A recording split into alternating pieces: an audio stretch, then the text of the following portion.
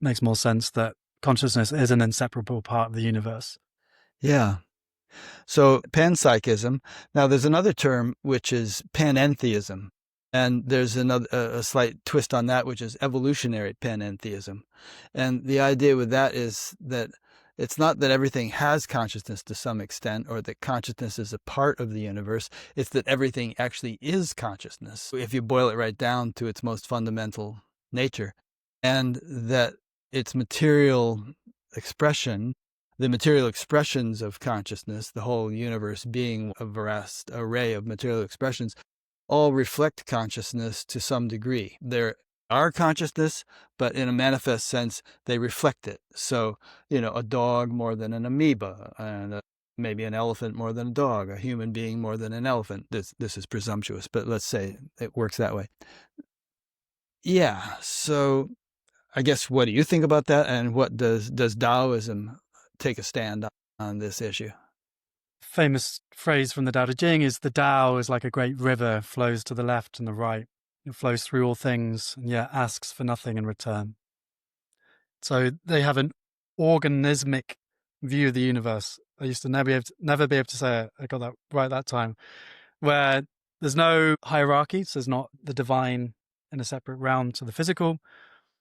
The universe is like an organism, spontaneously arising.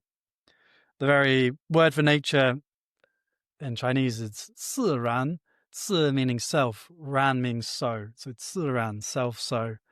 So nature is that which comes into being by itself. The very spontaneity of nature captured in their language. So that unity makes a lot of sense. And then in terms of, as the energy of the universe has become more and more complex, natural selection is clearly part of how it works, but rather than it being unconscious material, so there's subtly aware energy that then has a natural creativity that then has become more complex over time.